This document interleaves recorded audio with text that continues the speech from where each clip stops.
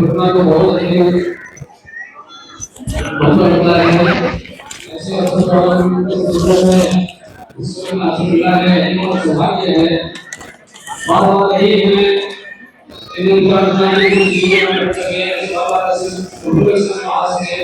हर सामने से होते रहे और उनका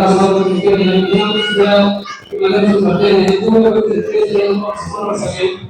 ऐसा निधन करना है, जीवन सुधारना है, जीवन करना है। साथ जुड़िए, हाथ को प्रार्थना करना है। एक बार कुर्सी ये लगाना है। हम सभी शिष्य गुरु भाई माँ बहनों का कोटि कोटि प्रणाम है। और जीवन में उनके दुख कष्ट बाधाएं हैं, समस्याएं हैं, वो सब दूर हो, जीवन में हम आनंद को प्राप्त कर सके, सही में हम आपका शिष्य बन सके, आपका जो भी है काम काज है उसको भी हम कर सके और आपके चित्रों में हमेशा हमारा मन लगे रहे। आस्था विश्वास समर्पण का भाव रहे, ऐसा ही हमें आशीर्वाद दीजिए, ऐसा ही हम पर कृपा कीजिए और उस निवेदन के साथ पूरे हृदय के साथ हमें जयकारा के माध्यम से पूजन करना है। केवल जयकारा लगाना है, हृदय भाव को सब जयकारा लगाना है, 5 बार जयकारा लगाना है।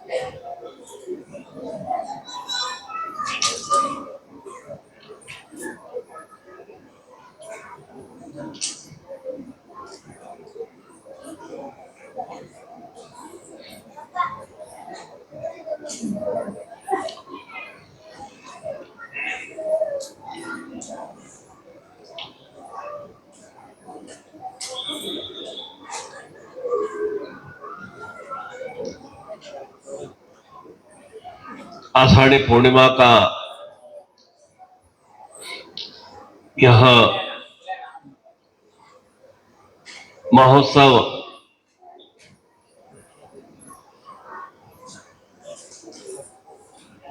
और प्रत्येक पूर्णिमा तिथि पर विशेष रूप से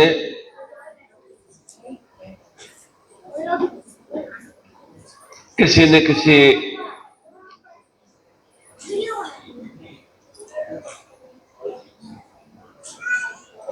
अवतरण का या महोत्सव का पर्व संपन्न किया जाता है।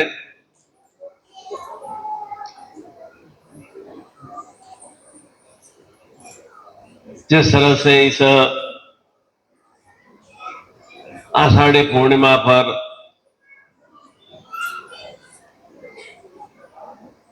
गुरु पूर्णिमा स्वरूप में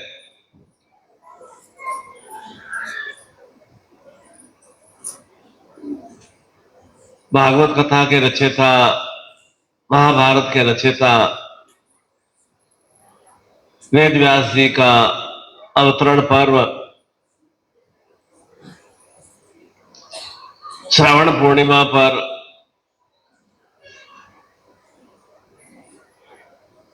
विशेष रूप से रक्षाबंधन का महोत्सव ठीक वैसे ही कार्तिक पूर्णिमा पर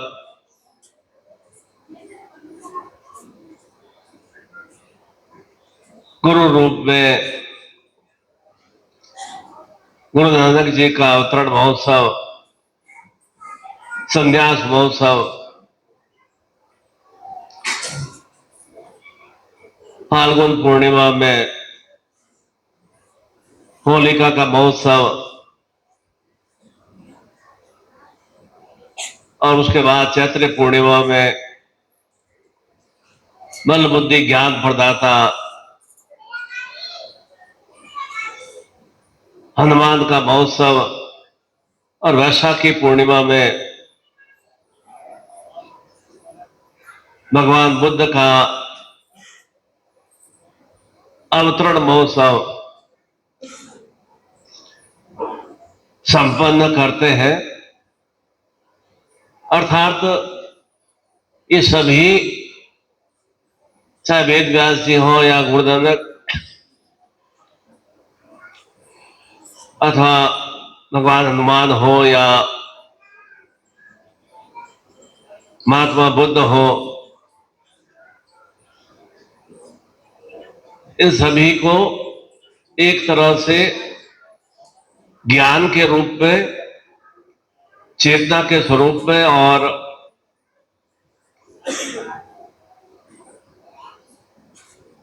शक्ति के स्वरूप में पूर्णता दाता कहा गया है।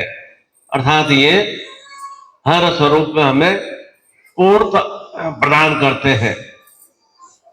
चाहे वह पूर्णता सर्वप्रथम स्वरूप में कोई शारीरिक देश नहीं आती है कि मेरे सब कर्मेंद्रिया ज्ञानेंद्रिया मुझे प्राप्त है, मैं अच्छी तरह से देख सकता हूं, सुन सकता हूं, बोल सकता हूं, महसूस कर सकता हूं। यह कोई देह की पूर्णता, कोई पूर्णता नहीं है। पूर्णता का तात्पर्य जो सुज्ञान के माध्यम से, सुचेतना के माध्यम से निरंतर निरंतर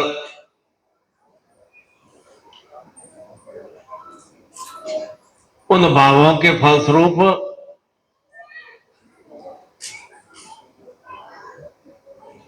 दूसरों को चैतन्यता प्रदान कर सके, दूसरों को वह श्रेष्ठ ज्ञान के माध्यम से जीवन में उत्तरोत्तर किस तरह से वृद्धि करना है, वह चिंतन प्रदान कर सके। कल भी क्या बताया था कि चिंता किस तरह से समाप्त होगी? सही तरह से चिंतन से। चिंताएं होती है, हजारों तरह की चिंताएं होती है जीवन में, किसी न किसी स्वरूप में, चाहे वह धन की कमी है या रोग है या घर में कलह है या नौकरी या व्यापार की समस्या है। चिंताएं किसी न किसी स्वरूप में बराबर बनी रहती है।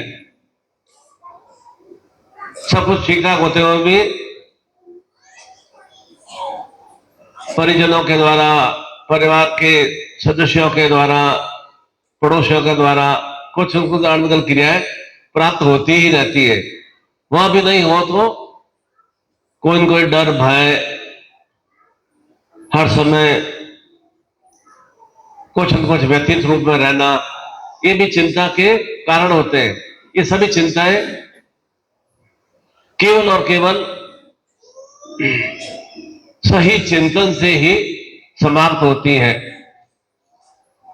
और बताया था कि चिंता, कर्ज और प्रेम किसी के कहने से नहीं प्राप्त होता। और कर्ज कैसे मुक्ति होगी? केवल और केवल श्रम से, कर्म करने से। और कोई संसार में उपाय नहीं है कि मेरे ऊपर कर्जा है तो कैसे वह समाप्त होगा। केवल और केवल परिश्रम से ही वह समाप्त हो पाता है। और प्रेम स्वतः ही जब किसी को देखने से, किसी को महसूस करने से, किसी की बातचीत से एहसास हो जाता है कि सामने वाले में कुछ न कुछ विशेष हो रहा है, और स्वतः ही भीतर से प्रेम का अंकुरण फूट पड़ता है। उसके लिए कहने की आवश्यकता नहीं कि मैं आपसे प्यार करता हूं, तुम मुझसे प्यार करते हो, कहने की आवश्यकता नहीं रहती। और धीरे धीरे वह जो वह प्रस्फुटित होता रहता है, तो प्रेम में विस्तार होता रहता है, और जितना प्रेम में विस्तार होता है उतना ही एक दूसरे के प्रति वह समर्पण का भाव आता है, एक दूसरे के प्रति स्नेह का, आत्मीयता का, अपनत्व का भाव आता है। ठीक वैसे ही हम अपने भगवान से, अपने इष्ट से, अपने गुरु से प्रेम करते हैं तो केवल और केवल भीतर में चिंतन रहता है कि नहीं, मैंने इनको देखा है, और दूर से भी देखा तो भी मैंने ऐसा महसूस किया है कि कुछ न कुछ विशेष रूप से मेरा इनका आत्मीयता का जुड़ाव है, अंतस का जुड़ाव है, और वह अंतस का जुड़ाव किसी भी तरह के व्यक्ति से, स्त्री से, पुरुष से, बालक से, बालिका से, भगवान से, जैसा एक दूसरे के विचार जहां पर सम्मिलित हो जाते हैं, मिलन हो जाता है, वहां प्रेम का भाव प्रकट हो जाता है। तो विशेष रूप से क्या हमारे जीवन में दुविधा है? चिंता। और प्रेम कब आएगा? जब हम चिंता रहित होंगे। और चिंता रहित कैसे होंगे? जब चिंतन करते रहेंगे। और चिंता करने से कोई समस्या समाप्त नहीं होती, केवल और केवल चिंतन करने से और उस चिंतन के फलस्वरूप उसे क्रियान्वित करने से ये व्यथा परेशानियां समाप्त होती है। यूं तो जीवन भर हम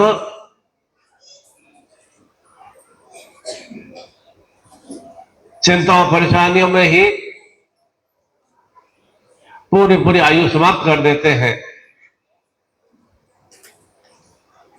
और विचार भी आता है कि मुझे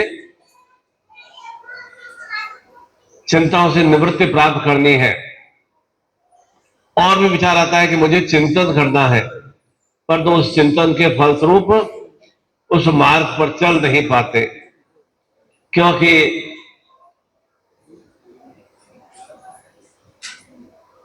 सांसारिक मनुष्यों में एक भगवान ने विशेष रूप से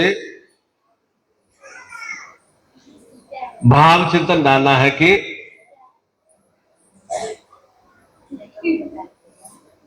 जो कार्य परिश्रम से या बुद्धि से और चेतना से वो वह कार्य करने में वह असमर्थ होता है, और जो कार्य इजीली, आसानी से प्राप्त हो जाए बिना किसी श्रम के, उस कार्य में उसे रस की प्राप्ति होती है, आनंद की प्राप्ति होती है। इसलिए हमारा अधिकांश समय या हमारे अधिकांश लालसा भोजन के प्रति बनी रहती है, वासना के प्रति बनी रहती है, आलस्य प्रमाद के प्रति बनी रहती है, अनर्गल कार्यों में, जिससे कि हम जल्दी उसे प्राप्त कर लेते हैं, उनकी तरफ हमारी रुचि रहती है, और ज्ञान भी रहता है कि ये सब कुछ मेरे लिए अहितकारी है, पर फिर भी हम निरंतर उसे ही करते रहते हैं, और उसी में हम बराबर रच बच जाते हैं। इसीलिए परिवर्तन वाली स्थितियां नहीं आती है, बदलने वाली स्थितियां नहीं आती है। बुरी लत जल्दी क्यों लग जाती है? इसी कारण से कि उसमें एक रस का भाव होता है, एक आनंद का भाव होता है। भले वह आनंद हमारे लिए जीवन को कष्टकारी बनाने का भाव हो भले ही, पर तो उसमें एक जल्दी हम उसकी ओर खींचे चले जाते हैं और उसी में ही हम पूरे पूरे व्यथित और परेशान से हो जाते हैं। इसी कारण से जीवन में जल्दी जल्दी एकाएक हम परिवर्तन नहीं कर पाते। एक कोई भी हम व्यथा परेशानी से जुड़ते हैं, दूसरी और परेशानी आ जाती है, या किसी और एक खान पान से जुड़ते हैं तो भोग विलास की एक चिंतन भाव भीतर आ जाता है। भोग विलास से आता है तो और वासना तो भाव आता है, भाव वासना आता है तो आलस्य प्रमाद की भावना चिंता आती है। आलस्य प्रमाद आता है तो और अधिक जीवन में और अधिक मुझे ऐसा ही रस की प्राप्ति हो, ऐसा ही आनंद की प्राप्ति हो, और उसी रस में उसी जो कि जीवन को अधोगति की ओर क्रियाशील करती है। महसूस होने के बाद भी हम परिवर्तन नहीं कर पाते। इसलिए जो ये महसूस करते हुए अपने आप में परिवर्तन कर लेते हैं, वे जीवन में सर्वश्रेष्ठमय दिव्यतमय व्यक्तित्व से युक्त होते हैं। इसलिए जितने भी संत महात्मा हुए, जितनी भी शक्तियां हुई, जितने भी महापुरुष हुए, वे सब कुछ इन्हीं सत्यों से निकले हैं, क्योंकि उनके परिवार में ही ऐसा माहौल था। और उन्होंने जब भीतर में चिंतन आया, भीतर में सोच आया, तब उन्होंने अपने जीवन में परिवर्तन करने की क्रिया प्रारंभ की और निरंतर निरंतर उस पर अग्रसर रहे। तब वे दिव्यतम स्वरूप में, योगी स्वरूप में, सन्यासी स्वरूप में, महापुरुष स्वरूप में व्यक्तित्व को निर्मित किया। जन्म से कोई भी संत नहीं बना, जन्म से कोई भी महापुरुष या देवता नहीं बने। क्या बताया था मैंने कल कि अयोध्या में भगवान श्री राम का जन्म हुआ। भले ही वशिष्ठ विश्वामित्र ने कुंडली देखकर घोषणा करने की ये बहुत ही राजयोग में व्यक्तित्व बनेंगे, ये पुरुषोत्तम में महापुरुष बनेंगे, और उन्हें भी ज्ञान प्राप्त करने के लिए भले ही कुंडली में योग था, ज्ञान प्राप्त करने के लिए वशिष्ठ विश्वामित्र के पास जाना पड़ा। शंकराचार्य को भी वहां पंडित पुरोहित का ही काम करते थे। हर तरह से वे प्रकांड पंडित थे, क्योंकि उनके परिवार में वैसा ही कर्मकांड की क्रियाएं बराबर पुरखों से चली आ रही थी। उन्हें भी ज्ञान प्राप्त करने के लिए अपने गुरु के पास में जाना पड़ा। भगवान श्री कृष्ण को भी जन्म कारागार में हुआ, 7 भाई उनके समाप्त कर दिए गए, और बता भी दिया गया कि इस राक्षस का अंत भगवान श्री कृष्ण के अवतरण के बाद ही हो पाएगा। परंतु जो जो बाल्य अवस्था से वे व्यवस्था के अग्रसर हुए, भीतर में वो चिंतन था कि असुरों का संहार करना है, परंतु क्रोध की भावना नहीं थी, और वह ज्ञान उन्हें अपने सांदीपन ऋषि से प्राप्त हुआ। बहुत अधिक मोह और प्रेम और प्यार था अपने क्षेत्रवासियों से, पुरुषों से, बालकों से, स्त्रियों से, गोपियों से, पर तो वे उसमें रच बच नहीं गए, परित्याग कर दिया, समय आने पर उनको त्याग दिया। भले ही उन्हें हम रण छोड़ गए या और भी कोई भी उपनाम से कहे, क्योंकि जो ही हम कोई परिवर्तन की क्रिया करते हैं तो समाज के द्वारा, परिवार के द्वारा, अपने परिजनों के द्वारा ऐसी ही तिरस्कार वाली, व्यथा वाली स्थितियों की प्राप्ति होती है, अणगल क्रियाओं की प्राप्ति होती है। यह कोई इस कलयुग की बात नहीं है, चाहे वह भगवान श्री राम का सतयुग रहा हो या भगवान श्री कृष्ण का त्रेता युग रहा हो या द्वापर युग रहा हो, सभी युगों में ऐसा ही समाज था। तो समाज को ऐसा नहीं कि बहुत कलयुग है तो बहुत ज्यादा खराब है, वैसे ही समाज की अणगल कुदृष्टियां थी और उन कुभावों को, कुदृष्टियों को, कुचिंतनों को समाप्त करने के लिए समय समय पर योगी सन्यासी आए और उन्होंने एक संसार को सन्मार्ग प्रदान किया, और जो सन्मार्ग पर चलता है उसे सुश्रेष्ठता की प्राप्ति होती है। पर उसके लिए निरंतर निरंतर वह भीतर में होना चाहिए। बार बार कोई भी आपको आगाह नहीं करेगा कि आप निरंतर भक्ति करते रहे, निरंतर मंत्र जाप करते रहे, निरंतर कर्मशील बने रहे। बार बार भगवान श्री कृष्ण आके नहीं कहेंगे कि अपने जीवन में सर्व स्वरूप में योग का निर्माण करें।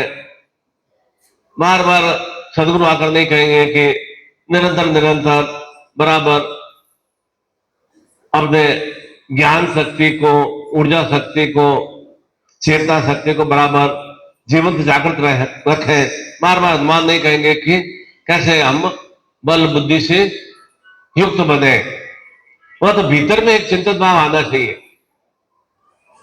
ऐसा ही एक गरीब दरिद्र व्यक्ति था और निरंतर निरंतर अपने भगवान की भक्ति में बराबर लीन रहता था। जिनके पता है कि चलते फिरते उठते बैठते बराबर लीन रहना ही, पूजा स्थान में बैठना है, वहां को लीन की बात नहीं है। निरंतर निरंतर अपना कर्म करते हुए अपने इष्ट की चेतना में, अपने ईश्वर की चेतना में, गुरु की चेतना में बराबर जो निमग्न रहता है वह भक्ति का भाव होता है। ऐसा है वह गरीब व्यक्ति निरंतर भक्ति में ही, ईश्वर की उपासना में ही और अपना कर्म करते हुए जीवन यापन कर रहा था। उस भक्ति से भगवान प्रसन्न हो गए और वह गरीब और दरिद्र था, फिर भी वह अपने आप में सुखी था। कोई बात नहीं है, तो मेरा एक भाग्य में होगा, और परंतु मुझे तो बराबर अपना जीवन यापन के बहुत ही लघु लघु स्वरूप में साधन तो प्राप्त हो ही रहे हैं, पर मैं उसके कारण से अपनी भक्ति को क्यों त्याग दूं।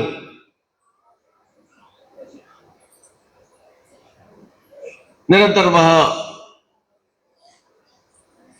इसी तरह से ईश्वर की उपासना करते हुए और जो उसको परिश्रम करता था वह परिश्रम और कार्य करते हुए अपने जीवन का यापन बराबर कर रहा था।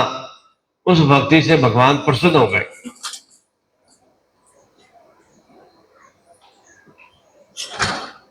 स्वप्न में भगवान ने दर्शन दिए।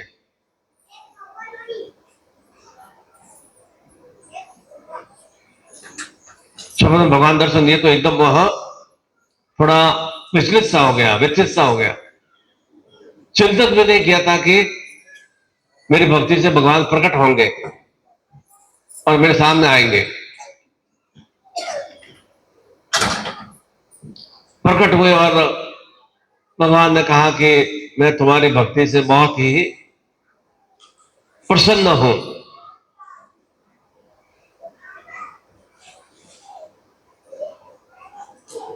और उस भक्ति के फलस्वरूप तुम कुछ वरदान मांग लो।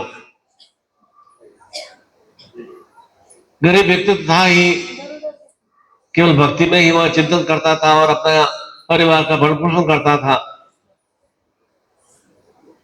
कोई चालाकियां दौड़ता तो थी नहीं उसमें।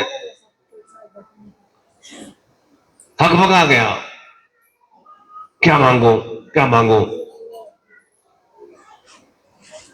कि प्रभु मैं तो आपको देखकर ही बहुत ही हकबका गया हूं, कल आना। भगवान ने कहा जैसी तुम्हारी इच्छा तथास्तु कहकर भगवान विलीन हो गए।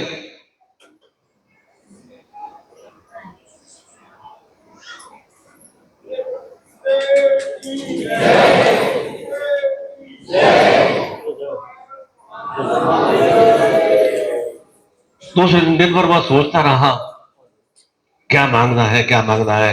भगवान पुनः प्रकट होंगे, घर में बहुत गरीबी है, रोज कमाता हूं, थोड़ा बहुत आटा दाल आ जाता है, जीवन यापन चल जाता है, धन मांग लेता हूं। फिर चिंतन किया कि धन से क्या हो जाएगा, मैं जमींदारी मांग लेता हूं, जागीरदारी मांग लेता हूं, बहुत बड़ा मैं लैंडलॉर्ड बन जाता हूं, बहुत बड़ी मेरी जमीन हो। क्योंकि जब किसी से कुछ श्रेष्ठ महापुरुष से या देवी देवता से प्राप्त करना होता है तो इसी तरह के भाव चिंता आते हैं। फिर सोचा कि जागीरदारी या जमींदार से क्या होगा, मैं राजा का पद मांग लेता हूं। राजा का बहुत बड़ा महल भी होता है और सैकड़ों सैकड़ों नौकर चाकर होते हैं, हर तरह से पूरा आनंद का भाव होता है, अच्छे भोज्य पदार्थ प्राप्त होते हैं, दास दासियां सेवा में बराबर निमग्न रहती है। ऐसे ही उधेड़ पुन में पूरा पूरा दिन निकल गया, आधी रात बीत गई, निर्णय नहीं कर पाया, भोर काल भी हो गई, चिंता में रहा कि भगवान प्रकट होंगे, क्या मांगो क्या मांगो क्या मांगो।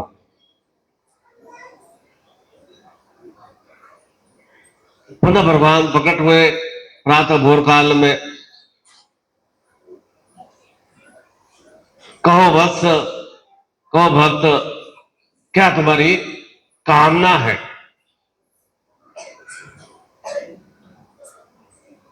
कल भी मैं आया था और तुम्हारी भक्ति से प्रसन्न होकर कहा भी था कि तुम कुछ वरदान मांग लो।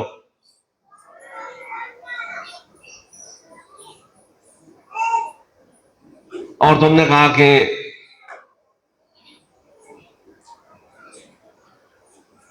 अभी तो मैं कुछ निर्णय नहीं कर पाया हूं, इसलिए आप कल आना। अब तुम्हारे भक्ति से प्रसन्न होकर मैं पुनः तुम्हारे सामने आया हूं। 24 घंटे से अधिक व्यतीत हो गए थे, कोई निर्णय तो कर नहीं पाया। हाथ जोड़ लिए उसे कि भगवान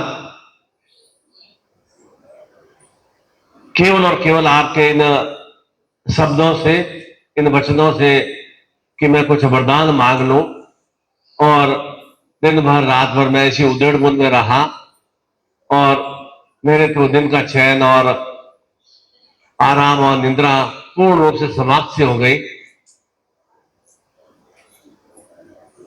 मैं एक क्षण के लिए भी सामान्य रूप में नहीं रहा, प्रसन्न नहीं रहा। केवल और केवल मुझे आपकी भक्ति चाहिए, क्योंकि अभी तो आपने केवल 24 घंटे हुए और वरदान प्राप्त करने के लिए कहा है। और यदि वरदान मुझे प्राप्त हो गया, मैं जमींदार बन गया, जागीरदार बन गया या राजा बन गया, तो कितनी अधिक परेशानियों से मैं त्रस्त हो जाऊंगा। अभी तो निरंतर निरंतर आपकी भक्ति के कारण से मेरा जीवन बहुत ही प्रसन्नमय चल रहा है। इसीलिए निरंतर निरंतर मेरे ऊपर कृपा करें कि मैं आपकी निरंतर उपासना करता रहूं, भक्ति करता रहूं, जिससे कि मेरे भीतर में वह जो एक उधेड़ बुन वाला भाव चिंतन है, वह जो निरंतर मेरे भीतर में जो भी निर्णय करने का भाव चिंतन नहीं है और निंद्रा भी समाप्ति हो गई है, नींद भी नहीं आ रही है, तो ऐसा मैं वरदान लेकर मैं अपना जीवन कैसे चला पाऊंगा। इसलिए केवल और केवल मुझे आपकी भक्ति चाहिए और भक्ति के कारण से ही मैं सब कुछ जीवन में प्राप्त कर लूंगा। ऐसा उस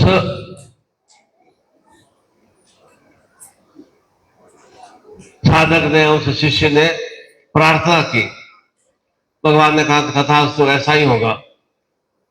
तात्पर्य यही कि जो निरंतर निरंतर अपने इष्ट की, अपने भगवान की, अपने सदगुरु की भक्ति में बराबर निमग्न रहता है, निश्चित रूप से, क्योंकि मैंने क्या बताया, वहां संवाद की स्थितियां बनती है, एक अपनत्व की स्थितियां बनती है। तो निश्चित रूप से भक्ति के माध्यम से ही जीवन में हम सब कुछ सुस्थितियों को प्राप्त कर सकते हैं। केवल केवल हम भिखारी बनकर, याचक बनकर, दास बनकर, गिड़गिड़ा कर हम जीवन में कुछ भी सुश्रेष्ठता से युक्त नहीं हो सकते। इसलिए जो निरंतर निरंतर भक्ति में लीन रहता है, उसे निश्चिंत रूप से जीवन में सुचेतनाओं की, सुक्रियाओं की प्राप्ति होती है। चाहे वह भक्ति सबरी के द्वारा राम के प्रति की गई हो, या हनुमान ने की हो, या केवट ने की हो, और जहां ही वे भक्ति में बराबर निमग्न रहे तो वे दिव्यतम बन पाए। कभी भी सबरी ने अपनी दरिद्रता के लिए, परिजनों ने तो त्याग भी दिया था, जंगल में जाकर भी रह रहे थे, कभी भी उसने अपनी दरिद्रता के लिए इस तरह की सामाजिक विकृतियों के द्वारा होने के फलस्वरूप भी कभी भी भगवान से शिकायत नहीं की, बराबर वह भक्ति में लीन रही। हनुमान में पशुत होते हुए भी बराबर वह अपनी भक्ति के फलस्वरूप ही राम से अधिक सर्वश्रेष्ठ बन पाए। तो तात्पर्य यही कि भक्ति में ही इतनी अधिक शक्ति होती है कि वह अपने सदगुरु को, अपने भगवान को, अपने इष्ट को भी वह वशीभूत कर लेता है। और जब वह अपने सदगुरु को वशीभूत कर लेता है, इष्ट को वशीभूत कर लेता है, तो फिर जीवन में किसी तरह से कमी या न्यूनता नहीं रहती है। इसलिए प्रभु सदगुरुदेव की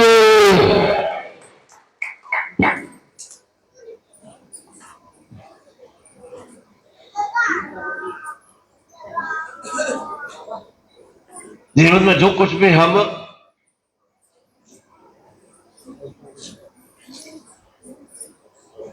सर्वश्रेष्ठता को पा सकते हैं, तो केवल और केवल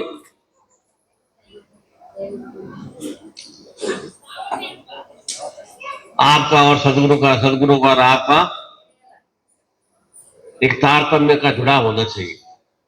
वह जुड़ाव कोई खून के रिश्ते से नहीं होता है, और ऐसा नहीं कि खून का रिश्ता बहुत ही ज्यादा शक्तिशाली होता है, बिल्कुल भी शक्तिशाली नहीं होता।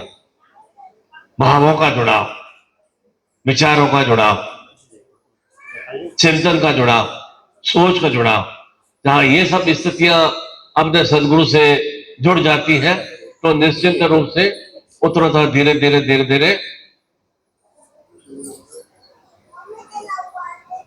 भक्ति के भावों में वृद्धि होती है और अधिक जीवन में समर्पण का, आस्था का, प्रेम का विस्तार होता है। और इसके विपरीत यदि कोई हमारा खून का रिश्ता है, चाहे पति पत्नी का रिश्ता हो या पिता पुत्र का रिश्ता हो या माता पिता का रिश्ता हो, तो जो जो उम्र बढ़ती है धीरे धीरे वह रिश्ता कमजोर होने लगता है। शुरू शुरू में तो पत्नी में रस आता है, आनंद आता है, और धीरे धीरे हम उस आनंद से हमारी विरक्ति होने लग जाती है, उसे त्यागने की भावना आती है। शुरू शुरू में तो हमारा संतान के प्रति मोह रहता है, परंतु जो जो संतान अवज्ञाकारी हो जाती है, आज्ञा नहीं मानती है या सक्रिय रूप से कार्य नहीं करती है, तो धीरे धीरे वह मोह समाप्त होने की ओर अग्रसर हो जाता है। परिवारजनों से, रिश्तेदारों से, सभी के साथ में ऐसी तरह की क्रिया होती है, तो धीरे धीरे उनसे जो मोह है, वह प्रेम है, वह धीरे धीरे रिक्त हो जाता है, शुष्क हो जाता है। परंतु अपने भगवान की भक्ति से, इष्ट की भक्ति से, गुरु की भक्ति से जो हम और अधिक जुड़ाव वाली स्थितियां करते हैं, तो भीतर में एक संदेश आता है, एक भीतर में एक प्रकाश में स्थितियां आती है। कहां से आती है प्रकाश में स्थितियां? निश्चित रूप से आपके सदगुरु से जुड़ा हुआ है, इसलिए वे प्रकाश में स्थितियां आती है, एक चिंतनशीलता आती है, एक चेतना का विस्तार होता है, और उस चेतना के फलस्वरूप हमें वहां दिखाई देता है कि हमारे सदगुरु ने, हमारे इष्ट ने, हमारे देवी देवता ने क्या हमें संदेश दिया है, क्या हमें मार्गदर्शन दिया है, और हम स्वतः ही उस मार्गदर्शन बराबर क्रियाशील रहते हैं। और यदि इसके विपरीत सामाजिक बंधनों के द्वारा, पारिवारिक बंधनों के द्वारा या अणगल कुछ बेड़ियों के द्वारा हम उसमें जकड़ जाते हैं, तो धीरे धीरे वो हमारा जो एक इष्ट के प्रति, गुरु के प्रति जुड़ाव वाली स्थिति होती है, वे धीरे धीरे समाप्त होनी प्रारंभ हो जाती है। और न तो हम परिवार में सही ढंग से सामंजस्य बैठा पाते हैं, न हम अपने इष्ट के साथ में, गुरु के साथ में सही तरह से तारतम्य बैठा पाते हैं, और वह हमारा धीरे धीरे हर रूप में हम विचलित और व्यथित से हो जाते हैं। और वह स्थितियां होती है,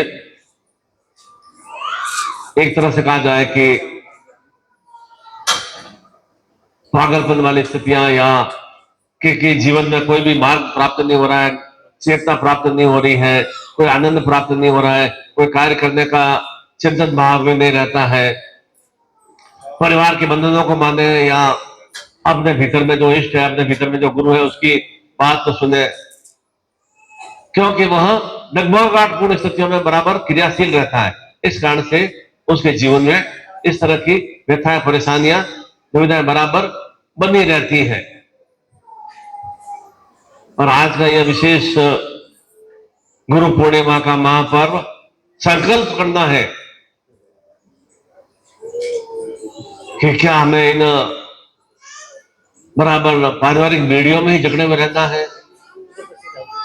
ये बेड़ियां और अधिक हमारे लिए, जंजीरें और अधिक हमारे लिए कठिन से कठिन होती रहेंगी, बड़ी से बड़ी होती रहेंगी। परिवार से क्यों भाग रहे हो, अपनी जिम्मेदारी से क्यों भाग रहे हो, अभी तो बच्चे छोटे हैं, अभी तो शादी के बाद इतना ही समय हुआ है, अभी तो समाज की तरफ भी देखना है, अभी तो लोग क्या कहेंगे, समाज वाले क्या कहेंगे, कहा हमारे यहाँ तुमने ना कटा दोगे, अनेक अनेक तरह के लांछन, अनेक अनेक तरह की स्थितियां सुनने को प्राप्त होती है, और वहां उनमें ही व्यथित और परेशान सा हो जाता है, तो वह भक्ति के मार्ग से दूर हो जाता है, और ना तो वह अपने आप को परिवार से सही ढंग से जोड़ पाता है, और भक्ति मार्ग दूर होने से वह अपने गुरु से, अपने देवी देवता से, अपने इष्ट से भी उसका जुड़ाव नहीं हो पाता है, और वह ऐसा ही बराबर व्यक्तित्व का जीवन पूर्ण रूप से समाप्त सा कर देता है। इसलिए निर्णय करना है, संकल्प करना है कि मुझे अपने कर्तव्यों का पालन करते हुए कर्तव्यों का पालन करना है, उसमें रच-पच नहीं जाना है। हम क्या है, कर्तव्यों में रच-पच जाते हैं। हम दुखी अपने आप से दुखी नहीं है, दूसरों के परिवार के सदस्यों के साथ रहते हुए उनसे हम ज्यादा दुखी है। हर तरह के व्यक्ति की कोई कोई डिमांड है। पति की अलग डिमांड है, पति की अलग डिमांड है, बच्चों की अलग डिमांड है, माता पिता की, परिवार की, परिजनों के, अपने रिश्तेदारों की अलग अलग उनकी डिमांड है। और वह डिमांड डिमांड पूरी करते करते करते हम ईश्वर की जो डिमांड है कि मेरे भीतर में भक्ति का भाव जो मैंने जागृत किया था वह शुष्क होता जा रहा है, वह मृत होता जा रहा है, उस डिमांड को कभी भी हम पूरा करने के बारे में चिंतन भी नहीं करते और पूरी आयु ही हम समाप्त कर लेते हैं। 60 वर्ष रिटायर्ड हो जाते हैं, फिर चिंतन करते हैं, अरे 38 साल 40 साल नौकरी किया, मिला क्या? मैं तो केवल केवल 1000 रुपए कमा रहा था, लाखों रुपए कमा रहा था, केवल परिवार के लिए कमा रहा। आज मेरे पास में क्या है? कुछ भी नहीं है मेरे पास में। और फिर भी हम वह मोह छोड़ नहीं पाते, फिर भी उनसे हमारा एक जो रस वाला जुड़ाव होता है ना, वह हमारा जुड़ाव समाप्त नहीं हो पाता है। आनंद वाला जुड़ाव नहीं है, केवल मोह वाला और वह रस वाला जुड़ाव है, जो कि कैसे नित्य नित्य वह शहद जो है मधुमक्खियों को खींचता रहता है, वैसा हमारा जुड़ाव है। थोड़ा सा खान पान अच्छा मिल गया, प्रसन्न हो गए, कपड़े अच्छे मिल गए, खुश हो गए। थोड़ा सा खान पान में कमी रह गई, नमक ज्यादा हो गया, कम हो गया, अच्छा पसंद की सब्जी नहीं बनी, क्रोध में स्थिति में आ गए। थोड़ा सा किसी ने तारीफ कर दिया तो फूल के हम बहुत ही ज्यादा बड़े बन गए। थोड़ा सा किसी ने कोई कमेंट कर दिया, आलोचना कर दिया, बहुत व्यक्ति थोड़ा परेशान से हो गए। ये हमारे जीवन की स्थिति, इतनी सी स्थिति है। बस पसंद कर दिया, इसका मतलब वो हमसे कुछ न कुछ काम कराना चाहता है, अपना मतलब निकालना चाहता है, और काम निकल गया, वह हमारे लिए कोई आलोचना प्रतिलोचना कर रहा था, हमारा वह अब उसको हमारी जरूरत नहीं है। पुनः जब आगे जरूरत पड़ेगी पुनः हम तारीफ कर लेंगे। ऐसी स्थितियां नित्य नित्य हमें मिलती है। पति के साथ ऐसा ही होता है। पति ने थोड़ा खुश कर दिया, बहुत आनंद से हो गए। पति ने अच्छा एकदम बना के दे दिया, बहुत खुश हो गए। पति ने थोड़ा सा देरी कर दी, अप्रसन्न से हो गए। क्षण में हम एकदम, और ऐसा कोई चिंतन भाव नहीं, और सोच भी नहीं, भले पढ़े लिखे भी हैं और सोच भी नहीं कि ऐसा, मतलब चलो उससे कुछ टाइम लग गया होगा, देरी हो गई होगी, कुछ कारण से वह अनेक काम में व्यस्त होंगी, नहीं कर पाएंगे। पति ने कुछ समय दिया, वह समय नहीं पति पहुंच पाया, तो वह अप्रसन्न से हो जाता है। ऐसे हमारे जीवन में नित्य नित्य ऐसी क्रियाएं बराबर होती रहती है। मतलब एक आत्मिक प्रसन्नता, अंतस के रूप में प्रसन्नता हम जीवन में प्राप्त ही नहीं कर पाते। अभी अब मिलेंगे तभी सब अपने अपने खुद की परेशानी कुछ नहीं बताएंगे। गुरुजी बच्चा की नौकरी नहीं है, मेरे न संतान की प्राप्ति नहीं हो रही है, मेरे परिवार में कलह की स्थितियां हैं, स्वयं की कोई परेशानी नहीं है। मतलब जब तक इस मानस चिंतन से हम नहीं निकलवाएंगे कि ये तो परेशानी बराबर जीवन में बनी रहेंगी। मैंने माता पिता भी ऐसी परेशानी से निकले हैं और वे भी संसार से चले गए हैं और मैं भी ऐसी परेशानी से त्रस्त हूं। क्यों त्रस्त है? क्योंकि वह खून के भीतर में हमें ऐसे ही भाव चिंतन प्राप्त हुए हैं। क्योंकि हम परिवर्तन, मैंने क्या बताया था, परिवर्तन हम करना नहीं चाहते। सोचते जरूर है कि हमारा संकल्प है कि गुरु पूर्णिमा से मुझे ये परिवर्तन करना है, पर तो परिवर्तन हमारा स्थायी नहीं रह पाता, टिक नहीं पाते। हम अपने संकल्प पर हमारा टिकाव नहीं है, उससे हमारा सही रूप से जो जुड़ाव निरंतर निरंतर, उस जुड़ाव को, उस गठबंधन को, गुरु शिष्य के भाव चिंतन को, शिष्य गुरु के भाव चिंतन का जो गठबंधन का भाव चिंतन होता है, जुड़ाव का भाव होता है, उसे बराबर नियोजित नहीं रखते। इसलिए जब भी स्वार्थ वाली भावना आएगी, कामना वाली भावना आएगी, तब हम इष्ट के पास, गुरु पास, भगवान के पास चले जाएंगे, प्रार्थना कर लेंगे, मंदिरों में धूप लगा देंगे, प्रसाद चढ़ा देंगे, फूल माला चढ़ा देंगे। और जब कामना हमारी पूर्ण हो गई तो बाढ़ में गया, भगवान देव देवता गुरु का खड्डे पड़े, तो हमें क्या करना। और जब जरूरत होगी वापस हम पुनः गुरु के शरण में चले जाएंगे, भगवान के शरण में चले जाएंगे। और तो और फिर खुद की बुद्धि से भी यूज नहीं करते, उपयोग दूसरों की बुद्धि से नियंत्रित रहते हैं। चाहे वह अस्वस्थता रूप में बीमारियां भी हो तो भी हम खुद की बुद्धि से कार्य नहीं करते। ये डॉक्टर अच्छा नहीं है, बहुत साल में हो गया ट्रीटमेंट करते हुए, उस डॉक्टर के पास चलते हैं। वो डॉक्टर अच्छा नहीं है, वहां पर डॉक्टर अच्छा है, उसके पास चलते हैं। वह गुरु अच्छा नहीं है, ये गुरुदेव वो गुरु बहुत अच्छा साधना कराता है, वो देखो वो पर्ची निकालते हैं, वो ऐसा इन और खाने पीने को बताते हैं, वो ऐसा बताते हैं, ऐसे क्रिया करते हैं, वह ज्यादा गुरु है, वो श्रेष्ठ है। मतलब आपको क्या है, इंस्टेंटली चमत्कार चाहिए, और वास्तव में चमत्कार होता भी नहीं है। कोई भी तरह का चमत्कार नहीं होता है कि ऐसा नहीं कि कलयुग समाप्त हो जाएगा, कोरोना आ गया तो पूरी सृष्टि समाप्त हो जाएगी, चमत्कार कहीं नहीं होता। जो गतिशीलता है वह तो बराबर बनी रहती है। चमत्कार करना है तो भीतर में वह शक्ति का भाव आना चाहिए, भीतर में वह एक चेतना का भाव आना चाहिए, और वह शक्ति और चेतना आएगी भक्ति के माध्यम से। निश्चित रूप से भक्ति से ही हमें शक्ति की प्राप्ति होती है। आप कुछ प्रयास तो करके देखें, नित्य प्रतिदिन आप गुरु गीता निकले सुनता पाठ करें, 11-11 श्लोक ही पढ़े नित्य नित्य। आज 1 से 11 पढ़े, कल 12 से 22 तक पढ़े, परसों 23 से 34 तक पढ़े। इसे नित्य नित्य 11-11 पाठ भी करेंगे ना, 11-11 श्लोक बोलेंगे ना, खुद महसूस होगा कि भीतर में कितना मैं ऊर्जा से युक्त हो रहा हूं, शरीर में शक्ति से मैं परिपूर्ण होता जा रहा हूं, कितना मेरा एक मन और दिमाग शांत शांत सा हो रहा है। निश्चित रूप से आपको एक बढ़ने लगेगा, और तो वो हम कर नहीं पाते। अभी समय नहीं है, अभी टाइम नहीं है, और बाद में कर लेंगे, अभी तो कमाने करने के खाने पीने की उम्र है, अभी तो बहुत जीवन में बहुत काम करने हैं, अभी तो बहुत भागदौड़ करनी है। जीवन में धीरे भागदौड़ भी करते हैं, और उसके बाद में भी कार्य बदल हमारे पूर्ण नहीं हो पाते, और फिर जबरदस्त अवस्था आती है, तब क्या होता है, शरीर कर्ष का ऐसा हो जाता है, जर्जर स्थिति आ जाती है शरीर के अंदर, दिखाई देता नहीं है, बैठ नहीं पाते, 50 तरह की बीमारियां लग जाती है, और फिर न तो चल पाते हैं, 50 कदम दूर पे भी मंदिर है वहां भी नहीं जा पाते हैं, ऊपर से नीचे, नीचे से ऊपर नहीं आ पाते हैं, दृष्टि हमारे पढ़ने में ऊर्जा ताकत नहीं रहती है, पाचन योग्य हमारा देह नहीं रहती है, तो वह फिर वह हम भक्ति कर नहीं पाते। उस उम्र में आके भक्ति करने से फायदा भी क्या होगा, क्या प्राप्त क्या करना है? 60 वर्ष की उम्र में आके आप भक्ति करोगे या गुरु मंत्र या कोई भी आप साधना करोगे, उससे आपको प्राप्त क्या होगा? शरीर के अंदर तो कुछ भी ऊर्जा नहीं है, चेतना नहीं है, तो वह आपकी साधना या आपकी भक्ति क्या उपयोग में आएगी? भक्ति आनी चाहिए जो जो युवावस्था की ओर बढ़ोतरी हो रही है, या तो हमारे भीतर में भक्ति ऊर्जा से हम और अधिक सुश्रेष्ठता से युक्त हो सके।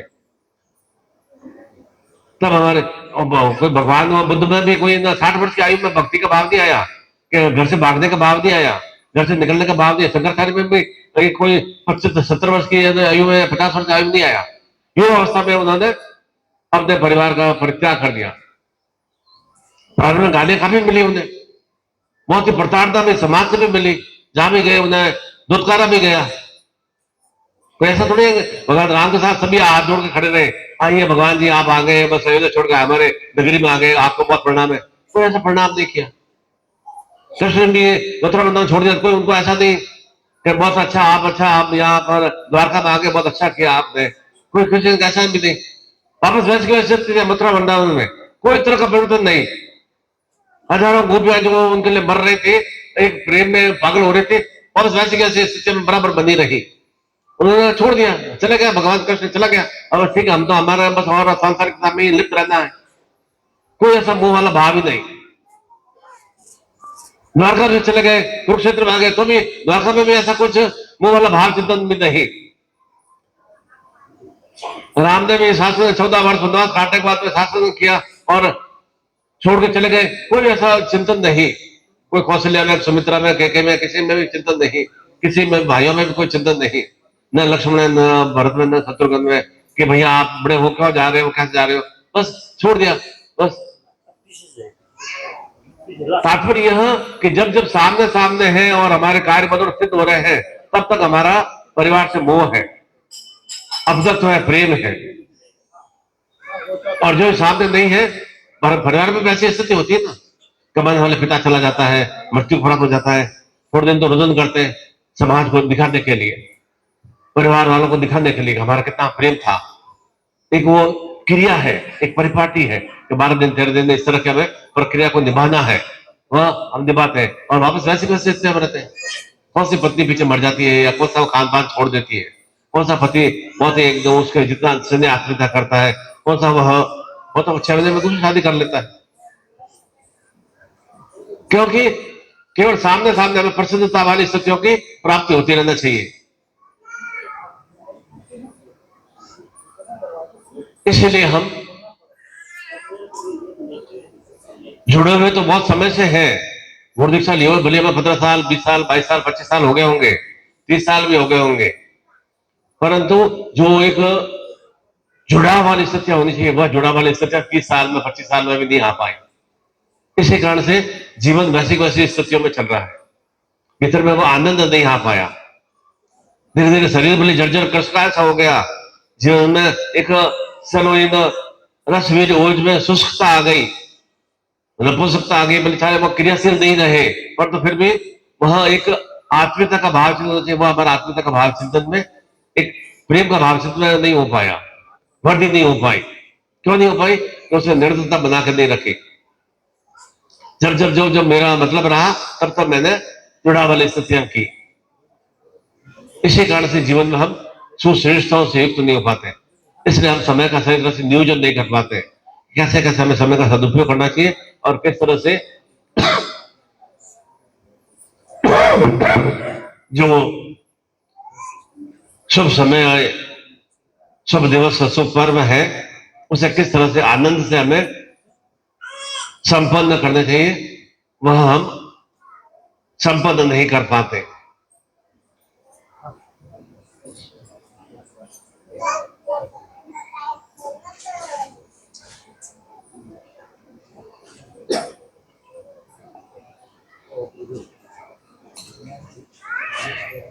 विशेष रूप से आज यह गुरु पूर्णिमा का महोत्सव है और श्रावण मास में प्रारंभ हो चुका है, और जैसा मैंने बताया कि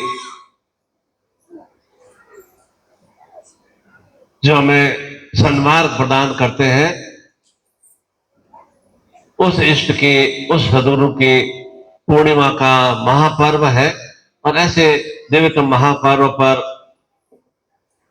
विशेष रूप से अपने आप को और अधिक आत्मिकता स्वरूप में, आनंद स्वरूप में, प्रसन्नता स्वरूप में जुड़ाव हो सके, इसलिए हम अपने स्वयं का अभिषेक संपन्न करेंगे। रुद्रमय, महादेवमय, महामृत्युंजयमय हमारा स्वयं का अभिषेक हो। प्रत्येक स्त्री पुरुष बालक बालिका का स्वयं का अभिषेक वाली स्थितियों की पूर्णता से हम अपने आप को सुशोभित कर सकें। उन भावों की प्राप्ति के लिए ही विशेष रूप से वह नारायण विग्रह का, निखिल विग्रह का हम पूर्ण रूप से पंचद्रव्य के स्वरूप में वैदिक मंत्रों के माध्यम से अभिषेक की क्रियाएं संपन्न करेंगे, जिससे कि हम अपने आप को निखिल में बना सके, अपने आप को नारायण में बना सके। क्योंकि यह पर्व भाव चिंतन अपने आप में साधुता की स्थितियों की प्राप्ति का भाव चिंतन है।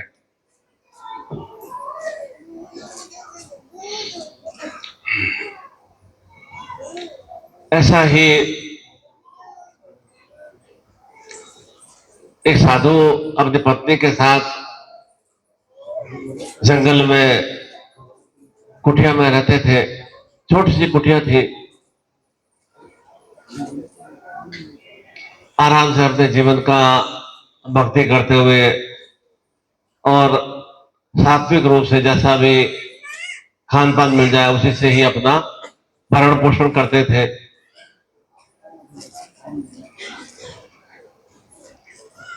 और आनंद भाव से रह रहे थे। क्योंकि भोजन के लिए तो क्या चाहिए, 3 या 4 रोटी और सब्जी तो चाहिए।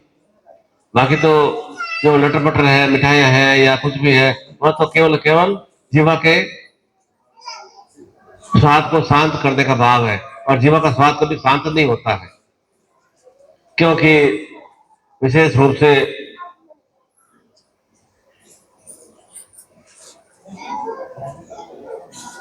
जो भी हमारी कर्मेंद्रियां हैं, वे निरंतर निरंतर रस लेने में लालायित रहती है। कान हमेशा अच्छा अच्छा सुनने को उत्सुक रहते हैं। अपनी प्रसन्नता वाली, अपने गर्व वाली बातें सुनने को वे उत्सुक रहते हैं। आंखें हमारा नित्य नित्य अच्छी अच्छी चीजों को देखते हैं, कि चाहे वो वास्तविक के रूप में हो या नग्नता के रूप में हो, वो देखने के लिए लालायित रहती है। नासिका हमारी अच्छा अच्छा सुगंधित पदार्थों को ग्रहण करने में, कि अच्छा अच्छा सुगंधमय वातावरण में अंदर हम ले सके। और जीवा निरंतर निरंतर स्वाद के लिए बराबर लालायित रहती है। थोड़ी देर तक वो स्वाद रहता है, पुनः थोड़ी देर बाद में जब पुनः क्षुधा जागृत होती है, भूख जागृत होती है, पुनः वापस वो जीवा हमारी लालायित हो जाती है। त्वचा हमारी, स्किन जो हमारी अच्छा अच्छा स्पर्श करने का भावना चिंतन रहती है। नित्य नित्य ऐसा ही हमारी क्रियाएं, ये कर्मेंद्रियों के माध्यम से, ज्ञानेंद्रियों के माध्यम से हम ऐसा ही आत्मसात करते हैं। होना तो चाहिए इसमें एक रूपता वाला भाव चिंतन, कि किस तरह से हमें सुनना चाहिए, कैसे जीवा का उपयोग बोलने के लिए किस तरह से हम करें, मुख का उपयोग किस तरह से हम अच्छी अच्छी बातें बोले, अच्छे अच्छे जो भी इन संत महात्माओं के प्रवचन है या जो भी पुराण है, उनको हम पढ़ने की क्रिया करें और जीवन में उतारने की क्रिया करें, जिससे जीवन में और अधिक, जितना हम भक्ति में लीन रहते हैं उतना हम जीवन की दुविधाओं से हमारे निवृत्ति की प्राप्ति होती है। और हम रहते तो परेशान से क्यों रहते हैं, क्योंकि हम भक्ति नहीं हो पाती है, मंत्र जाप नहीं हो पाता है। और जितना अधिक हम मंत्र जाप बराबर, मैंने क्यों बताया, अब रूप से चलते फिरते मंत्र जाप करते रहे, तो निश्चित रूप से ये अकारण ही जो भीतर में द्वंद्वता रहती है, भीतर में क्रोध उन्माद रहता है, वह स्वतः ही शांत होता है। पर वैसे हम क्रिया कर नहीं पाते।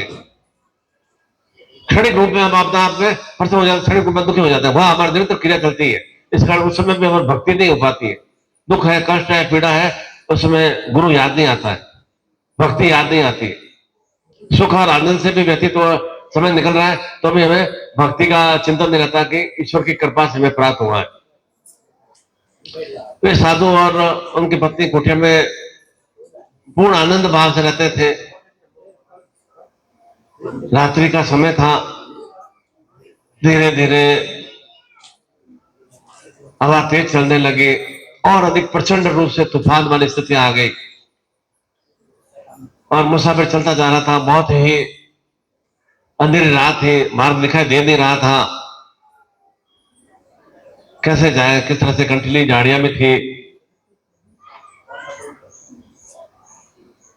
बहुत दूर से देखने पर उसे थोड़ा सा लाइट की टिमटिमाहट दिखाई दी कि शायद वहां पर कोई घर होगा। उसी दिशा की ओर वह चलता रहा, चलता रहा, चलता रहा। पास में देखा कि छोटी सी घास फूस की झोपड़ी है। वे साधु और उनकी पत्नी आराम से सो रहे थे। आवाज लगाई कि मैं पथिक हूं, बहुत अधिक तूफान में, बारिश में गिर गया हूं, थोड़ी सी मुझे शरण चाहिए, थोड़ा सा मुझे आश्रय चाहिए।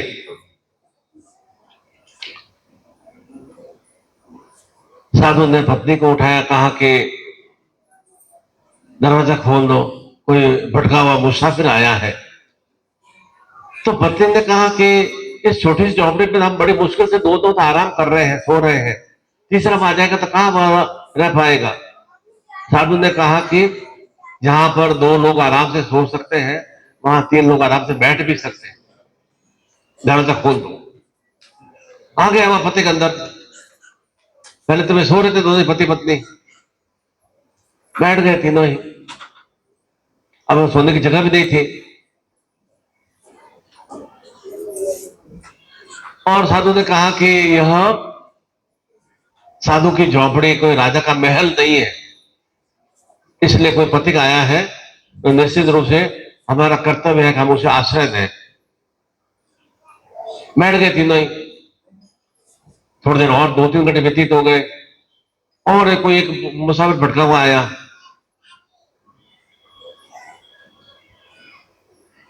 उसने भी दूर से देखा कि मध्यम से ढेबरी में टिमटिमाट से आ रहे थे, और देखा उस प्रकाश की ओर गया और कहा कि मैं रास्ता भटक गया हूं, मुझे यहाँ तूफान वाली रात्रि निकल जाए, फिर मैं प्रातः निकल जाऊंगा, मुझे थोड़ी शरण चाहिए। साधु ने मुसाफिर से कहा जो साथ में था कि दरवाजा खोल दो। मुसाफिर ने कहा कि ये आश्रयदाता, यहाँ 3 लोग भी बड़ी मुश्किल से बैठे हैं, चौथा व्यक्ति आ गया तो कहां बैठेगा।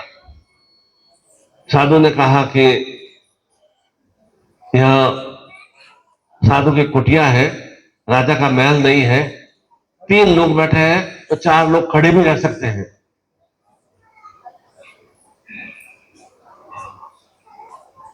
खोल दिया उस मुसाफिर ने दरवाजा, वो चौथा वाला मुसाफिर भी आ गया अंदर, और 4 खड़े रह गए, क्योंकि तूफान की रात्रि को किसी तरह से निकालना था, समय को निकालना था। बहुत काल हो गए, दोनों मुसाफिर चले गए। साधु की पत्नी ने कहा कि हे वत्स, मैं समझी नहीं कि जब हम दोनों ही आराम से सो रहे थे और एक मुसाफिर आया और आपने कहा कि जब 2 व्यक्ति सो सकते हैं तो 3 व्यक्ति बैठ भी सकते हैं। सोने के लिए तो लंबी जगह चाहिए ना, 5-6 फीट जगह चाहिए। और आपने कहा कि साधु की कुटिया है, राजा का महल नहीं है, मैं समझी नहीं थी। जब तीसरा मुसाफिर भी आ गया तो आपने कहा कि ये साधु की कुटिया है, राजा का महल नहीं है, और 3 व्यक्ति बैठ सकते हैं तो 4 व्यक्ति खड़े भी रह सकते हैं। मैं इसका प्रयोजन नहीं समझ पाई। ऐसा क्यों कहा कि यह राजा का महल नहीं है, साधु की कुटिया है?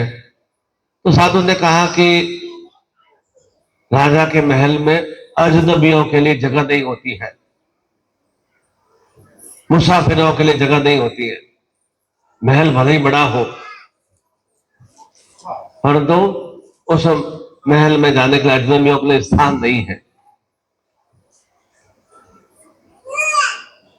और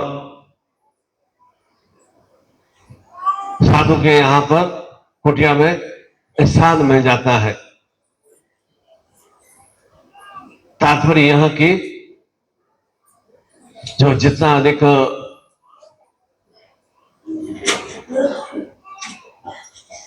अपने धन से या सेठ साहूकार होता है, जितना उच्च पद पर होता है, उसका दिल उतना ही छोटा होता है। और जो निरंतर भक्ति भाव में लगा रहता है, साधुता से युक्त रहता है, उसका दिल बड़ा होता है। राजा का दिल बड़ा नहीं होता है, इसलिए राजमहल में जगह नहीं मिलती है किसी भी भटके हुए मुसाफिर को। और जिसका दिल छोटा होता है, और उसका दिल तो छोटा ही होता है, और जो साधुता से युक्त रहता है, सात्विकता से युक्त रहता है, उसका दिल बड़ा होता है, वह हर एक को आश्रय प्रदान कर देता है। तो जीवन में भी ऐसा ही होना चाहिए कि निरंतर निरंतर हमारे भीतर में साधुता का भाव आए। साधुता का मतलब सात्विकता का भाव आए, अर्थात हम किसी को भी एक स्व व्यक्तित्व को एक शरण दे सके। शरण देने का तात्पर्य कि हम कितना अधिक श्रेष्ठ है कि किसी न किसी को हमने स्थान दिया है। वह भाव चिंतन भीतर में निरंतर निरंतर पल्लवित करना चाहिए। संकोच जो जो हमारे पास देखो तो आप जब पैसा आता है ना तो हमारा एक दान वाली प्रवृत्ति धीरे धीरे संकुचित हो जाती है और अधिक धन का भाव चिन्ह आता है। आज कितना कमा लिया, 5,000 रुपये आ गए गले में। ओहो, आज का अभी अभी तो जल्दी देखो दीपावली पर्व भी आएगा और कमाई कम से कम 40,000 तो होनी चाहिए, और कितना आ गया उपयोग में भले कितना ही नहीं आएगा, पर तो हमेशा बार बार वो लालसा रहती है। तो वहां पर हमारे भीतर में वो साधुता का भाव नहीं आता है, लालच वाला भाव आता है। राजा का भाव चिंतन क्या रहता है, और अधिक मेरे राज्य का विस्तार हो। उपयोग तो वो कितना कर रहा है, उपयोग तो कुछ नहीं करता रहा है वो, कोई भ्रमण थोड़ी करता है वो कोई कि मेरा इधर 500 किलोमीटर तक मेरा राज्य है तो मैं भ्रमण कर रहा हूँ। रहेगा तो वो बोझाड़ मतलब एक तरफ सैनिकों के पोजीशन में और उनके शरण में रहेगा, और रहेगा तो उतना ही वो संकुच भाव से रहेगा ना। और जो बिल्कुल साधुता से युक्त रहता है वह सुश्रेष्ठ में आनंद भाव से उसे निंद्रा भी आती है, आनंद भाव से प्रसन्न भी रहता है, खुश भी रहता है। लघु परिवार हो तो वो प्रसन्न में रहता है। इसलिए मैं तो बार बार कहता हूं कि हमारा लघु परिवार है चाहे बड़ा परिवार है, स्वयं में भीतर में प्रसन्नता का भाव से होना चाहिए। और मैं अपने आप में कैसे प्रसन्न रहूं वह क्रिया में करना है। बच्चे की शादी हो जाएगी उससे मुझे प्रसन्नता नहीं मिलेगी, मेरा पोता पोती हो जाएंगे उससे प्रसन्नता नहीं मिलेगी, या मुझे धन प्राप्त हो जाएगा उससे प्रसन्नता नहीं मिलेगी। किस तरह से मैं अपने आप में आनंद से युक्त रहूं वह चिंतन करना, और ज्ञान प्रत्येक को प्राप्त है पर उसे हम कर नहीं पाते, क्योंकि क्या बार बार मैं कहता हूं परिवर्तन वाली स्थिति हमारे जीवन में हो नहीं पाती है। गुरु जी बहुत कुछ करना तो चाहता हूं परंतु कर नहीं पाता हूं। क्यों नहीं करना चाहते हैं और कर नहीं पाता हूं, क्यों? दोनों बातें कर रहे हैं आप। करना तो चाहता हूं कर नहीं पाता हूं, क्यों नहीं ऐसा हो रहा है आपके? करना चाहते हैं क्यों नहीं आप उसको कदम क्यों नहीं बढ़ाते आप उसकी ओर? हो नहीं पाता, क्यों नहीं हो पाता है? क्या आप में मतलब न्यूनता है, कमजोरी है, नपुंसकता है, या कोई क्या मतलब तकलीफ क्या है? तकलीफ तो कुछ नहीं है, तो फिर क्यों नहीं आप करना चाहते हैं और कर नहीं पाते? क्योंकि भीतर में वह इच्छा शक्ति नहीं होती है, भीतर में वह चेतना का भाव नहीं होता है। इस कारण से हम कोई भी कार्य को जो हमारे और ज्ञान भी है कि यह मुझे जीवन में उन्नति की ओर अग्रसर करेगा, प्रगति की ओर क्रियाशील करेगा, वह चिंतन भी है, परंतु वैसे ही बस संकुचित दायरे में बराबर हम उसमें ही उस कीचड़ में दलदल में बराबर घुसे हुए रहते हैं। ज्ञान भले हम कितना भी ले, पढ़ाई हम कितनी भी कर ले, परंतु उस ज्ञान का सही रूप से सदुपयोग नहीं कर पाते। इस सब स्थितियां कहां आती है? जब भीतर में भक्ति का भाव शुष्क हो जाता है, रिक्त हो जाता है। और जब भक्ति का भाव रिक्त हो जाता है तो हमें शक्ति की प्राप्ति नहीं होती है, तब निर्णय लेने की क्षमता हमारी समाप्त हो जाती है। और जो भक्ति का भाव जागृत होता है तो निर्णय लेने की क्षमता हमारी चैतन्य में बन जाती है, श्रेष्ठ में बन जाती है निर्णय लेने की क्षमता। भक्ति से ही हमें लाभ मिलता है। बाकी क्रियाएं हमारी कामना पूर्ण होगी नहीं होगी वो एक अलग भाव है, परंतु निश्चित रूप से पहले शक्ति आ गई, शक्ति की प्राप्ति हो गई तो निश्चित रूप से फिर हम जो भी हमारे जीवन के आयाम है, जो भी हमारे जीवन की भावना चिंतन है, जो भी हमारी इच्छा कामना, अब से उस शक्ति भाव से, भक्ति के योग से, किसके योग से? भक्ति के योग से शक्ति आएगी और शक्ति के फलस्वरूप हमारी कामनाएं निश्चित रूप से पूर्ण होती है। पर हम क्या करते हैं? बस मैं कामना कर रहा हूं और आप गुरु जी मेरा पूर्ण कर दो। तुम्हारे भीतर में शक्ति है बेटा, मैं चेतन दे रहा हूँ, तुम्हें देवता दे रहा हूँ, शक्तिपात कर रहा हूँ और शक्ति दे रहा हूँ, तुम उसका तो उपयोग तो करो। वह तो गुरु जी बस आपके शरण में हूं मैं बस। अरे मैंने शक्ति प्रदान कर दी है, देवता प्रदान कर दी है, दीक्षा प्रदान कर दी है, अब तो तुम्हें कर्म तो तुम्हें करना है ना, वह भी नहीं करना चाहते, तो वह शक्ति हमारी निर्मूल से हो जाती है। वह शक्ति जो भी हमने दिव्यता प्राप्त की होती है ना, जो शक्तिपात दीक्षा प्राप्त की होती है, वह सब मिलगित से हो जाती है। भक्ति का मतलब ये नहीं मैं आपको कोई दास बना रहा हूं कि केवल हर समय वो प्रदान करते रहे, वह दास बनाने की भावना नहीं है। उस भक्ति के माध्यम से भीतर में वह शक्ति जागृत होती है, और यह पर्व शक्ति जागृत का पर्व है। संकल्प शक्ति कहां से आएंगे? उस संकल्प को कैसे हम पूर्ण कर पाएंगे? शक्ति के माध्यम से पूर्ण कर पाएंगे। कामना हाथ में जल लेकर शक्ति प्राप्त नहीं हो पाएगी, संकल्प जल लेने से शक्ति प्राप्त हो जाएगी।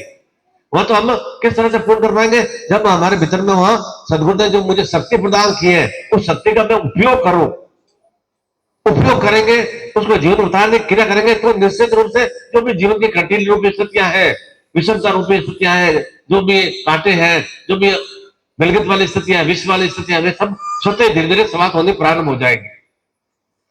प्रत्येक महापुरुष को, प्रत्येक देवी देवता को, प्रत्येक संत महात्मा को अपने जीवन में दिव्यता को प्राप्त करने के लिए हजारों तरह की इन कठिनाइयों से निकलना पड़ा है। देखा है किसी को भी कोई राजपाट नहीं मिला, या क्या कोई ऐसी गिद्दी प्राप्त नहीं हुई है, देखा कोई ऐसा पोस्ट प्राप्त नहीं हुई। जीवन में भी होता है ना, कोई भी अच्छी पोस्ट को प्राप्त करना है, नौकरी प्राप्त करना है, तो उन शक्ति के माध्यम से, ज्ञान बुद्धि के माध्यम से, भक्ति के माध्यम से तब हम उसमें बराबर निमग्न रहते हैं, तब हम वह अच्छी पोस्ट को प्राप्त कर पाते हैं ना। देखा है हाथ में थाली लेकर थोड़ी आ जाता है, आप इसमें सीट पर विराजमान हो जाओ, वह केवल और केवल भक्ति के माध्यम से आएगा। इसीलिए आज का ये विशेष पर्व संकल्प शक्ति को कैसे हम संकल्प को परिपूर्ण करें, वह संकल्प परिपूर्ण होगा जब भक्ति और शक्ति का योग होगा। भक्ति किसके प्रति? हमारे भीतर में जो देव पुरुष विराजमान है, शक्ति विराजमान है, उसके प्रति निरंतर एक भक्ति का भाव, और उससे हमें निरंतर ऊर्जा से हम युक्त होंगे, तो बराबर हमारे जीवन में एक सही रूप से ओज वाली स्थितियां, यौवनता वाली स्थितियां, एक जागृत वाली स्थितियां बनी रहेंगी। नहीं तो अन्यथा तो क्या है, समय तो व्यतीत होता जा रहा है, समय तो धीरे धीरे हम मतलब जानते भी हैं कि अंतिम अवस्था की ओर हम धीरे धीरे पहुंच ही रहे। वो अंतिम अवस्था भले 25 साल बाद आए, चाहे 30 साल बाद आए, चाहे 10 साल बाद आए, आने तो है ही, समय तो कम ही है ना। तो उस समय तो निश्चित हमारे पास में कम है, परंतु जो जीवन और मृत्यु में जो स्थितियां है, उसमें कैसे अपने आप को सुशक्तियों से युक्त करें, उसी के लिए विशेष रूप से, और उस शक्तियों के माध्यम से ही हम जीवन में जो भी हमारे कामना इच्छा धारणा है, कामना इच्छा धारणा है हमारी, उस भक्ति के भाव के माध्यम से, शक्ति के भाव के माध्यम से निश्चित रूप से परिपूर्ण होती है। और आप सब कामना से युक्त होकर आए हैं, कामना को परिपूर्ण करने के लिए आप यहाँ पर आए हैं। तो कामना को परिपूर्ण करने के लिए आए हैं, तो आपका एक भावना से होना चाहिए कि उन सुशक्तियों से मैं युक्त हो सकूं, उन सुचेतनाओं से मैं युक्त हो सकूं। उसी के लिए विशेष रूप से हम वह हमारे इष्ट, हमारे सदगुरुदेव नारायण का हम उस पार्थ विग्रह के माध्यम से अभिषेक की क्रिया संपन्न करेंगे। तो वह तब हमें जीवन में दुख के स्वरूप में वह धवलता, उज्ज्वलता की प्राप्ति होगी, शहद के स्वरूप में जीवन में एक आनंद और मिठास की प्राप्ति होगी, और घट के रूप में निरंतर निरंतर जीवन में जर्जरता नहीं आ पाएगी, निरंतर जीवन में एक युवावस्था, एक क्रियाशीलता बनी रहेगी। जो भी जीवन में मधुर रस है, वे मधुर रस की हमें प्राप्ति होगी, और तब हमारे जीवन का जो भी विश्व रूपी स्थितियां तब समाप्त हो पाएंगी। ये अभिषेक वाली क्रिया क्यों करते हैं? जिससे कि जीवन की विषमताओं की हम समाप्ति कर सके। वो अभिषेक की क्रिया हम अभी थोड़ी देर बाद में संपन्न करेंगे। अभी सरल सरल भाषा में अनुरोध है कि आप यथाशीघ्र वह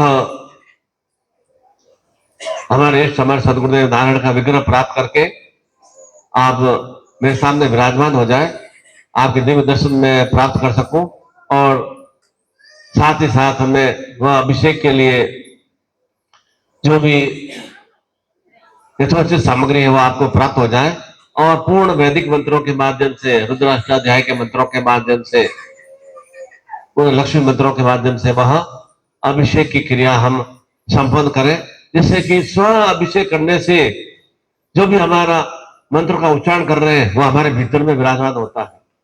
किसी पंडित से या पुजारी से या पुरुष से कराने से वो उतना भाव चिंतन की प्राप्ति नहीं हो पाती, जितना हम स्वयं ही एक जो भी टूटी फूटी भाषा में भी, भावना चिंतन क्या है, भाषा उपयोग में नहीं आती है कि संस्कृत भाषा आनी चाहिए, या कोई ना उड़िया भाषा या तमिल भाषा या छत्तीसगढ़ी भाषा आनी चाहिए, भाषा उपयोग नहीं आती है कि हमारा भावना चिंतन कैसी है। उस भावना चिंतन से हमारे पास में वह एक संपर्क स्थापित हो सके, वह दिव्यता के माध्यम से उस दिव्यता को आत्मसात करने के लिए वह विषय के लिए हम विराजमान होंगे, और साथ ही शक्तिपात की दीक्षा से भी युक्त होंगे। तो निश्चित रूप से यह पूर्णता का पर्व, पूर्णिमा का पर्व हर रूप में परिपूर्ण हो सके, हर रूप में सुश्रेष्ठ में बन सके, उन भावों को आत्मसात करने के लिए यह हम विशेष रूप से सदगुरुदेव निखिल के विग्रह के माध्यम से अभिषेक की क्रिया संपन्न करेंगे, जिससे कि निखिल जिस तरह से परिपूर्ण है, नारायण जिस तरह से परिपूर्ण है, उसी तरह से उनका भक्त भी उनका जो भी शिष्य है वह हर रूप में परिपूर्ण हो सके, ऐसी ही सोच चेतनाओं से हम युक्त होंगे।